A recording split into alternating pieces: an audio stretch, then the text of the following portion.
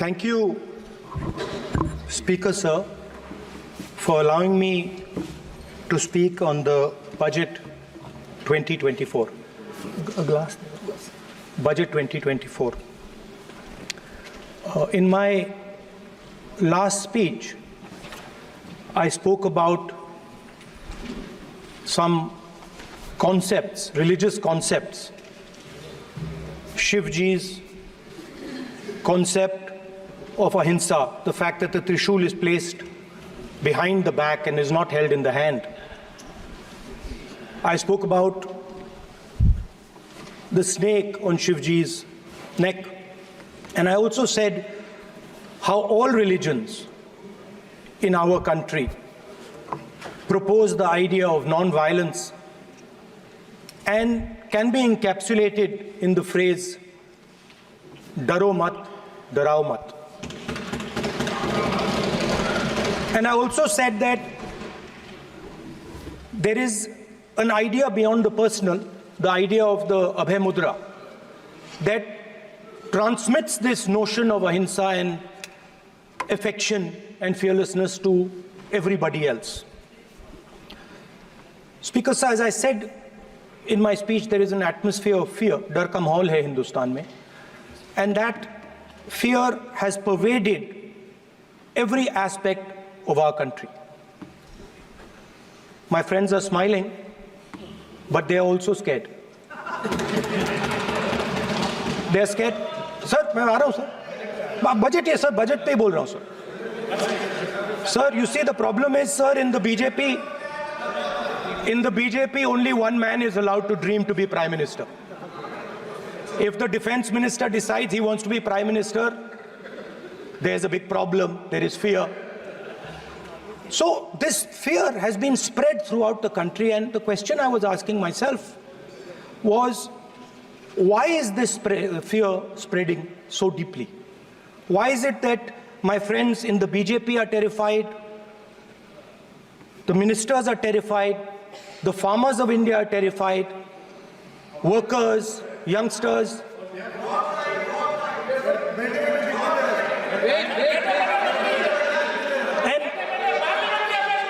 And इसके बारे में मैंने सोचा, काफी सोचा, और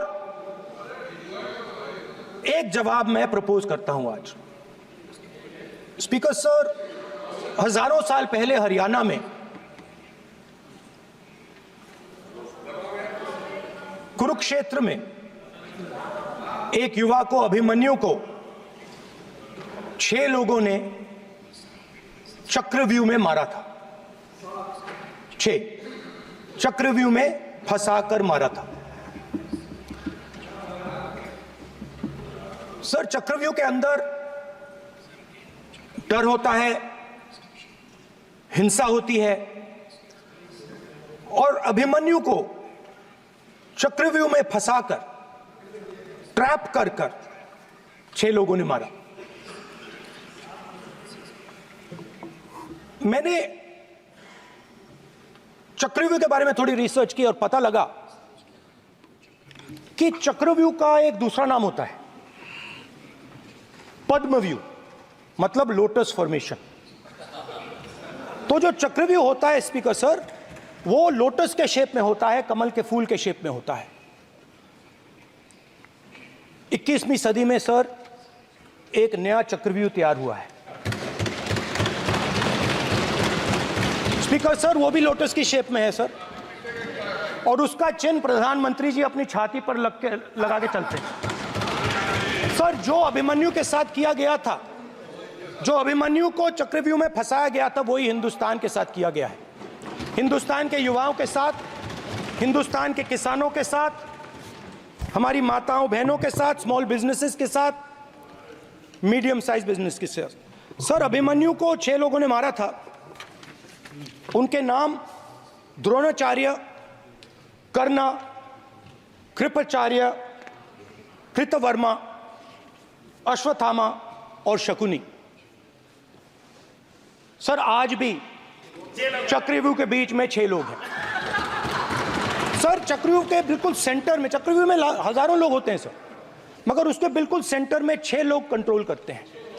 तो जैसे उस टाइम 6 लोग कंट्रोल करते थे, वैसे आज भी 6 लोग कंट्रोल कर रहे हैं।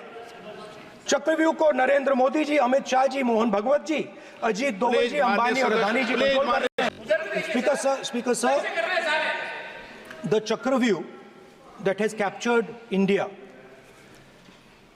has 3 forces behind it. First is the idea of monopoly capital, that 2 people should be allowed to own the entire Indian wealth. So one element of the Chakravyuh is coming from the concentration of financial power. The second element, sir, मैं budget को explain कर रहा हूं sir, मैं आ रहा हूं, वहीं आ रहा हूं sir. So one element is financial power. The second element is the institutions, the agencies, CBI, ED, Income Tax Department of this nation, and the third is the political executive. Speaker sir, these 3 together are at the heart of the Chakravyuh, and they have devastated this country. Speaker sir, my expectation was that this budget would weaken the power of this Chakravyuh, that this budget would help the farmers of this country, would help the youth of this country, would help the laborers, the small businesses of this country. But what I have seen is that this budget, the sole aim of this budget, iski jo niyat hai, it is to strengthen this framework, the framework of big business, monopoly business, the framework of a political monopoly that destroys the democratic structure, and finally the framework of what one can call the deep state or the agencies. And the result of this has been the first पहला काम इस चक्रव्यूह ने क्या किया, जो हिंदुस्तान को रोजगार देते हैं, स्मॉल एंड मीडियम बिजनेसेस हैं, जो करोड़ों युवाओं को रोजगार देते थे, उन पर इस चक्रव्यूह ने आक्रमण किया। कैसे किया? नोटबंदी, जीएसटी और टैक्स टेररिज्म।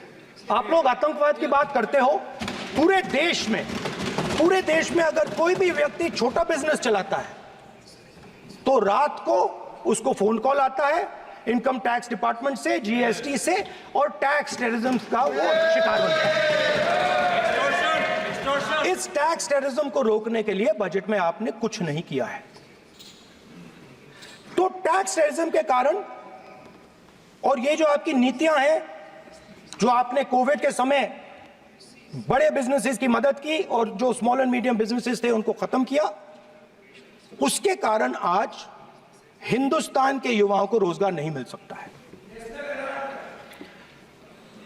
बिल्कुल एक युवा को रोजगार नहीं मिल सकता है। अब फाइनेंस मिनिस्टर बैठी हैं, अब युवाओं के लिए आपने क्या किया? बजट में आपने इंटर्नशिप प्रोग्राम की बात करी, और यह शायद एक मजाक है, क्योंकि आपने कहा कि ये इंटर्नशिप प्रोग्राम सिर्फ हिंदुस्तान की 500 सबसे बड़ी कंपनियों में होगा, और 99% जो हमारे युवा हैं उनको इस इंटर्नशिप प्रोग्राम से कुछ लेना देना नहीं, कोई फायदा नहीं होने वाला है। तो आपने पहले टांग तोड़ दी और उसके ऊपर आप बैंडेड लगाने की कोशिश कर रहे हैं। मेन मुद्दा आज युवाओं का एग्जाम पेपर लीक है। जहां भी हम जाते हैं, आपने बेरोजगारी का चक्रव्यूह बना दिया इनके लिए, और जहां भी हम जाते हैं वो कहते हैं देखिए बेरोजगारी है मगर पेपर लीक भी होता है। तो आपने एक साइड पेपर लीक चक्रव्यूह, दूसरी साइड बेरोजगारी चक्रव्यूह। पेपर लीक मैं आपको बताता हूं 10 साल में 70 बार हुआ है। अगर आप जानना चाहते हैं, 10 साल में 70 बार हुआ है। तो पेपर लीक के बारे में फाइनेंस मिनिस्टर ने बजट में एक शब्द नहीं कहा है। युवाओं के लिए पेपर लीक सबसे जरूरी मुद्दा है।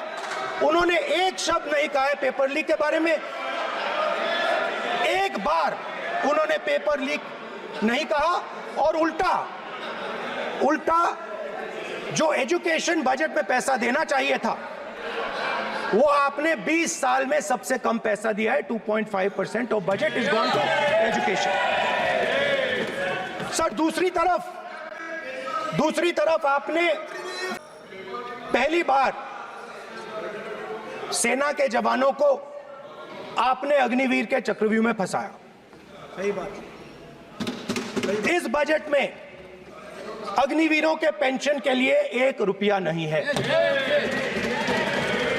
आप अपने आप को देशभक्त कहते हो, मगर जब अग्निवीरों की मदद करने की बात आती है, जवानों को पैसा देने की बात आती है, तो बजट में आपको 1 रुपया नहीं दिखाई देता।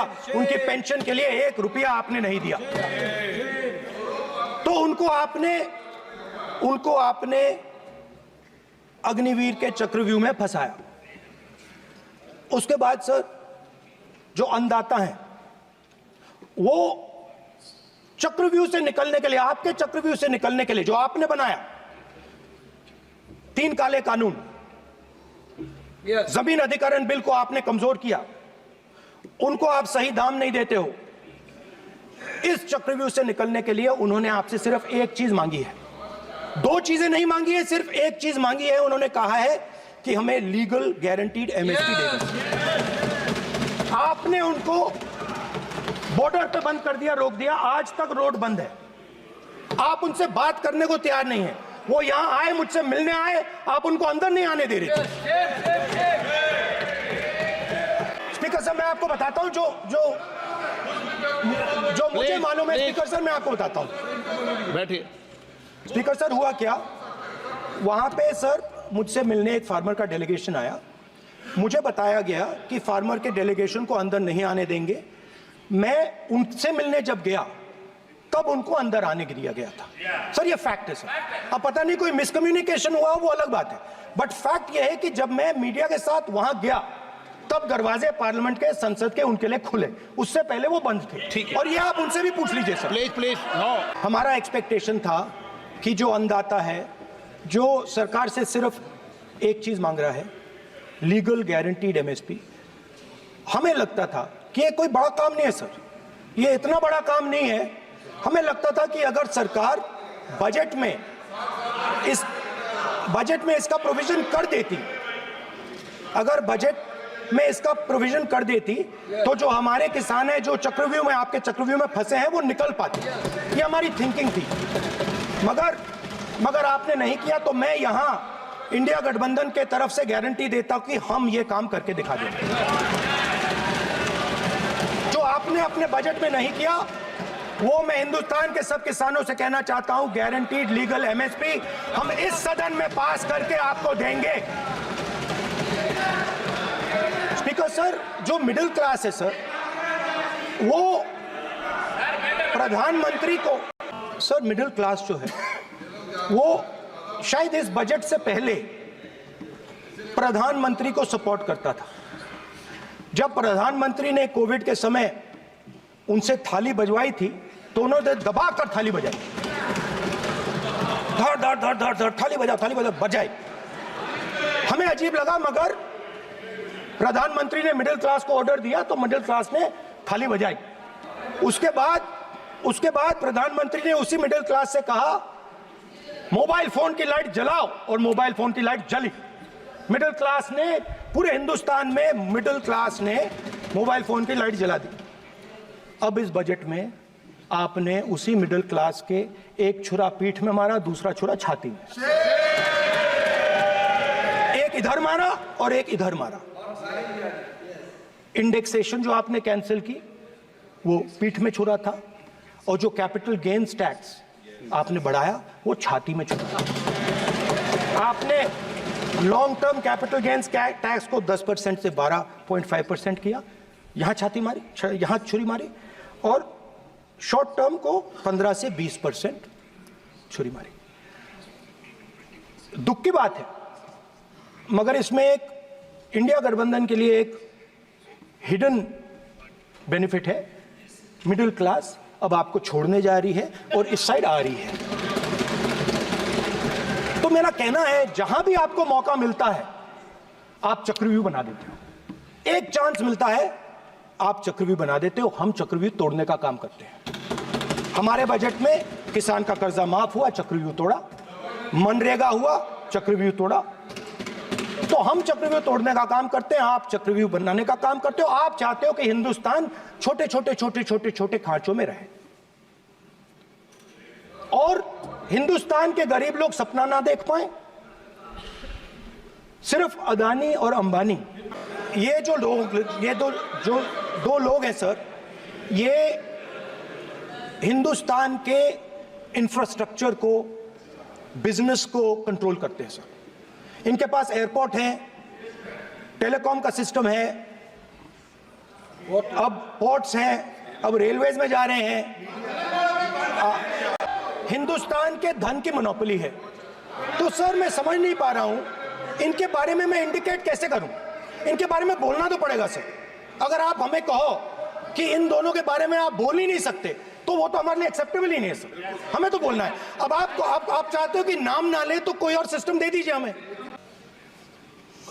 मंत्री जी को अदानी जी और A1 और A2 की रक्षा करनी है, मैं समझता हूँ, नो प्रॉब्लम। वो सर ऊपर से ऑर्डर आया है सर, ऊपर से ऑर्डर आया है सर, मैं समझता हूँ, मैं इस पर कोई टिप्पणी नहीं करूंगा। Sir he is permitted. Sir, he is permitted to defend them, sir. It is a democracy, sir. He can defend them. We allow him to defend them, sir. ऐसा होता है क्या? A1 and A2, that's it. Sir, if when we raise our hand and ask for the Prime Minister and the ministers to yield, they yield, we will yield every time. Yes. The moment you yield, I guarantee you we will yield. In fact, I am ready, Speaker Sir. Speaker Sir, देश में अब ये कौन कर रहा है? तकरीबन 73% दलित, आदिवासी और पिछड़े वर्ग के लोग हैं और ये हिंदुस्तान की मेन शक्ति है, स्ट्रेंथ है। और सच्चाई है कि इनको कहीं भी जगह नहीं मिलती है। इनको बिजनेस में जगह नहीं मिलती है, इनको कॉर्पोरेट इंडिया में जगह नहीं मिलती है, इनको सरकारों में जगह नहीं मिलती है। नहीं दिख रहा, एक आदिवासी अफसर नहीं दिख रहा, एक दलित अफसर नहीं दिख रहा मुझे। ये हो क्या रहा है सर? सर देश का हलवा बट रहा है सर और इसमें 73% का एक है ही नहीं। सर ये आप लोग हलवा खा रहे हो और बाकी देश को हलवा मिल ही नहीं रहा है। ठीक है सर, 20 अफसरों ने बजट को तैयार किया, हमने पता लगाया है। 20 अफसर, शांत हो जाइए प्लीज सर। 20 अफसरों ने, उनके नाम मेरे पास है, अगर आप नाम चाहते मैं दे दूंगा। 20 अफसरों ने हिंदुस्तान का बजट तैयार किया है। मतलब हिंदुस्तान का जो हलवा है 20 लोगों ने बांटने का काम किया है। अब स्पीकर सर, उन 20 लोगों में से 90% लोगों में से सिर्फ 2 हैं, एक माइनॉरिटी और एक ओबीसी। और इस फोटो में एक भी नहीं है। मतलब फोटो में आपने पीछे कर दिया, फोटो में तो आने नहीं दिया आपने, कोई नहीं आ सकता। और मैं चाहता था कि बजट में जाति जनगणना की बात उठे, जो पूरा देश चाहता है। 90% हिंदुस्तान जाति, 95% जाति जनगणना चाहता है। कौन चाहते हैं? दलित चाहते हैं, आदिवासी चाहते हैं, पिछड़ा वर्ग चाहता है, गरीब जनरल कास्ट के लोग चाहते हैं, माइनॉरिटी चाहते हैं, सब चाहते हैं, क्योंकि सब लोगों को यह पता लगाना है कि हमारी भागीदारी कितनी है, हमारी हिस्सेदारी कितनी है। मगर सर मैं देख रहा हूं सर, सरकार हलवा बांटती जाती है और बांटता कौन है? वही 2-3% लोग, और बंटता किसको है? वही 2-3% लोग। और बाकी हिंदुस्तान, 90% हिंदुस्तान फाइनेंस मिनिस्टर मुस्कुरा रही हैं। कमाल की बात है। ये हंसने की चीज नहीं है मैडम, ये हंसने की बात नहीं है, ये जाति जनगणना है, ये जाति जनगणना है, इससे देश बदल जाएगा। सर ये जो सर जो पद्मव्यूह वाले हैं उसको चक्रव्यूह को पद्मव्यूह भी कहा जाता है। सर जो पद्मव्यूह वाले हैं इनको गलतफहमी है, ये सोचते हैं कि देश के युवा, देश के पिछड़े लोग अभिमन्यु हैं, देश के पिछड़े लोग अभिमन्यु नहीं है, अर्जुन है। और वो जो आपका चक्रव्यूह है उसको फोड़ के फेंक देंगे, फेंकने वाले हैं। पहला कदम इंडिया गठबंधन ने ले लिया, पहला कदम इंडिया गठबंधन ने ले लिया। आपके प्रधानमंत्री की कॉन्फिडेंस को हमने उड़ा दिया, मतलब आपके प्रधानमंत्री भाषण में आ ही नहीं पा रहे। और मैं आपको एडवांस में बता देता हूं, मेरे भाषण में कभी नहीं आएंगे सर। अरे सर इसमें क्या गलती है सर? जो कमल फॉर्मेशन वाले लोग हैं उनको हिंदुस्तान का नेचर नहीं समझ आया। हिंसा, नफरत हिंदुस्तान का नेचर नहीं है, चक्रव्यूह हिंदुस्तान का नेचर नहीं है। हिंदुस्तान का नेचर अलग है। हिंदुस्तान के नेचर के बारे में अब मैं आपको बनाना चाहता हूं। हर धर्म में चक्रव्यूह के खिलाफ फॉर्मेशन होता है, हर धर्म में। माननीय सदस्य, आप जानते हो हिंदू धर्म में चक्रव्यूह का ऑपोजिट क्या होता है, जानते हो आप चेयर को एड्रेस। मैं बताता हूं सर। शिव की बारात होती है सर, शिव की बारात में कोई भी आ सकता है, किसी भी धर्म का कोई भी व्यक्ति आ सकता है, बारात में आ सकता है, नाच सकता है, गा सकता है, अपना सपना देख सकता है। सर गुरु नानक जी, सिखों की बात करी जाए तो सेवा करने से किसी को नहीं रोका जा सकता है, लंगर से किसी को बाहर नहीं फेंका जा सकता है। सर इस्लाम में कोई भी मस्जिद में आ सकता है, चर्च में कोई भी घुस सकता है, संघा में कोई भी आ सकता है सर, मगर इनके चक्रव्यूह में सिर्फ 6 लोग हैं सर। तो ये लड़ाई शिव की बारात और चक्रव्यूह के बीच में है। हम चक्रव्यूह तोड़ते हैं, हम चक्रव्यूह तोड़ने का काम करते हैं। मनरेगा, हरी क्रांति, आजादी, कॉन्स्टिट्यूशन, ये चक्रव्यूह को तोड़ने के काम हैं। इससे देश में खुशी आती है, डर मिटता है, कॉन्फिडेंस आती है। आप पद्मव्यूह चक्रव्यूह बनाने का काम करते हो। चक्रव्यूह शिव की बारात को हरा ही नहीं सकता है। आप अपने इतिहास को देखिए, आप अपने आप को हिंदू कहते हो, आप हिंदू कहते हो, आप क्या बात कर रहे हो? आप क्या बात कर रहे हो सर? तो आपने ये छोटे छोटे चक्रव्यूह बना रखे हैं। मैं इनको समझने की कोशिश करता हूं अपने छोटे से तरीके से। कुछ महीने पहले मैं 6-7 घंटे बढ़इयों के साथ काम किया। वहां विश्वकर्मा जी थे, उनसे मैंने एक सवाल पूछा। मैंने उनसे कहा कि आपको किस चीज से दुख होता है, किस चीज से आपको दर्द होता है? उन्होंने मुझे कहा, राहुल बात सुनिए, आपको समझ आ जाएगी, बात सुनिए, समझिए। सर इंटरप्ट कर रहे हैं सर। अब सालों से बढ़ाई का काम कर रहे हो आप, सालों काम पूरे देश में, अगर आप देखोगे मिलेंगे, ढूंढो, आपको अपने घर में नहीं मिलेंगे, पूरे देश में मिलेंगे, ढूंढो जाके।